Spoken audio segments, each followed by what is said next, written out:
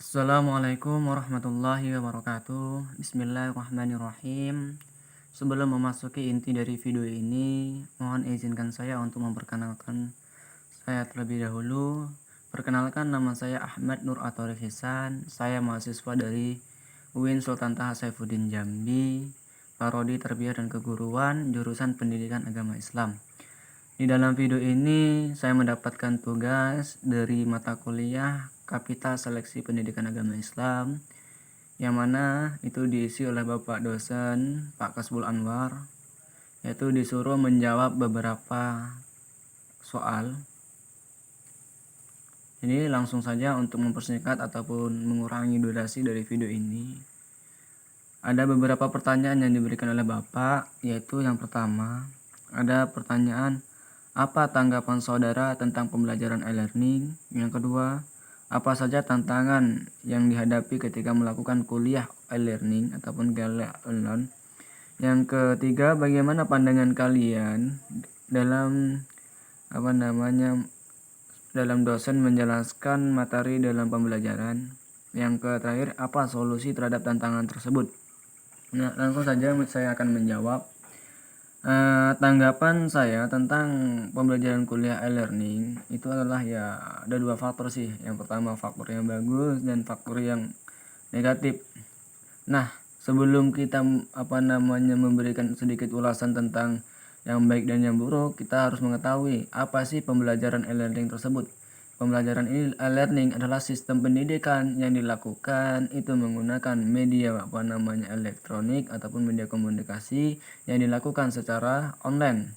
Ya, misalnya medianya itu bisa berupa HP Android maupun HP selain daripada Android, komputer maupun laptop. Nah, jadi sistem e-learning itu menggunakan secara online. Kalau nggak online, insya Allah belum bisa.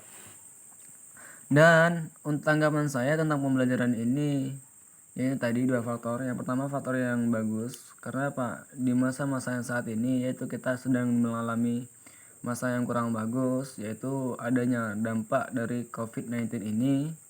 Kita disuruh menjaga kesehatan kita, menjaga jarak, cuci tangan, dan menggunakan masker.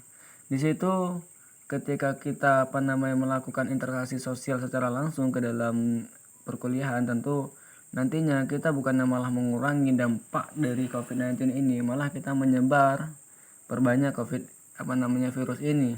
Sehingga pembelajaran ini sangatlah akurat dilakukan karena apa? Kita itu mengurangi penularan dari COVID-19. Dan pembelajaran ini juga dapat melatih kita ke depannya untuk dapat menggunakan elektronik ataupun memahami perkembangan zaman dari segi teknologi maupun apapun. Jadi sehingga ketika kita nanti ada di masa modern yang lebih bagus, lebih canggih, kita sudah mengenal sedikit demi sedikit tentang elektronik dan penggunaannya. Sehingga suatu saat nanti kita dihadapin oleh masalah pembelajaran yang tidak menggunakan langsung secara tatap muka, kita bisa menggunakan sistem-sistem pembelajaran ini. Yaitu ini gunanya yaitu untuk melatih. Yang kedua, itu ya kurang bagusnya kita tidak dapat melakukan interaksi sosial secara langsung dengan dosennya ataupun dengan teman-teman sekelas, sehingga pembelajarannya pun mungkin bisa dibilang kalau untuk penilaian biasanya di dalam kita melakukan pembelajaran di dalam kelas itu bagus, ketika di dalam luar kelas kurang bagus. Kemudian apa sih tantangan dalam menghadapi kuliah online ini ataupun kuliah e-learning ini? Tantangannya kurang lebih banyak sih, karena ya salah satunya mungkin yang sangat dari segi luar dan dalam, yaitu luarnya itu ya jenis dari elektroniknya sendiri. Dari elektronik yang sendiri mungkin bisa dikatakan dari segi signal maupun dari jenis kuotanya. Kemudian untuk yang kedua itu tantangannya dari lingkungan, dari orang tua ataupun kehidupan kita, banyak tantangannya. Dan yang terakhir, tantangan yang paling berat adalah malas. Itu adalah tantangan yang sangat berat. Kemudian bagaimana sih pandang kalian pemrosesan seorang dosen dalam pembelajaran ini? pembelajaran ini kurang akurat dan gimana ya, dosen terkadang-kadang itu memberikan penetapan terhadap kuliah ini. Misalnya pada waktu ini kita harus aktif, kita harus aktif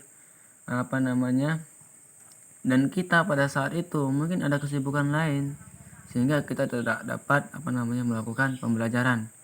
Dan di dalam kuliah itu pun kadang-kadang dosen pun memberikan materi itu kadang-kadang ada yang kurang puas, kurang penjabarannya, ada juga yang puas secara detail. Cuman kebanyakan ada beberapa dosen itu melakukan pembelajaran ini hanya secara seperti pembelajaran kita yang menggunakan KTSP 2013. Cuman diberikan penjelasan materi, kita disuruh baca dan kita disuruh menjawab soal yang diberikan dari Bapak dosen tersebut.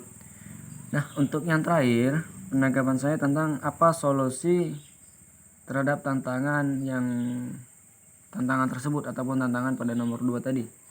Ya mungkin yang untuk dari segi elektronik ya, dari segi signal mungkin kita dapat melakukan ya misalnya kita hidup di pelosokan ataupun di mana ya, usahakan kita memohon kepada orang tua untuk membeli seperti tower kecil yang itu sehingga signalnya akurat. Nah, kemudian kalau yang kedua masalah kuota, di sini saya memohonkan izin ya, tolonglah dari pihak perkampusan untuk dapat memberikan sedikit bantuan tentang masalah kuota ini. Karena apa?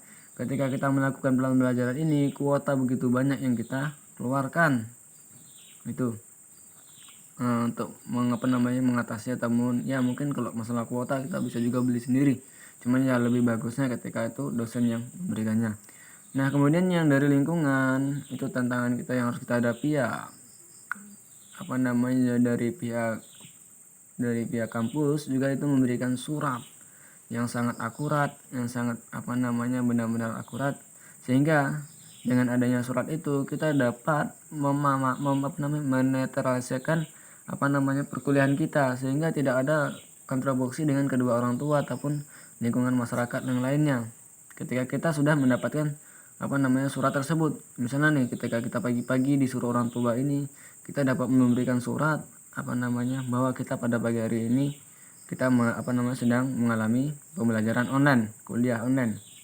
Karena apa, kadang-kadang itu ya kalau kita langsung tidak ada surat, kita cuma ngomong kan, masa ya pagi-pagi dari jam 6 sampai jam 2 kita itu menggunakan HP terus, pasti pandangan dari kedua orang tua pasti kurang bagus, sehingga kita bisa mungkin dibilang orang yang main HP terus. Nah, mungkin dari jawaban ataupun tanggapan saya tentang tugas ini ya kurang lebih itu. Selanjutnya mungkin dari teman-teman yang ingin membantu saya ya silahkan di subscribe ya di bawah ini, like, comment karena itu gratis, dan kalau nggak mau ketinggalan dari video-video saya yang lebih menariknya. Dan untuk teman-teman mungkin ya yang mau donasi untuk beli paket saya, bisa lihat di deskripsi donasi untuk pemberian donasi. Saya aturkan terima kasih yang telah melihat video ini, dan bagi yang memberikan donasi semoga mendapatkan pahala dari Allah Subhanahu wa taala. Amin Allahumma amin. Saya akhiri wabillahi taufiq wal hidayah. Wassalamualaikum warahmatullahi wabarakatuh.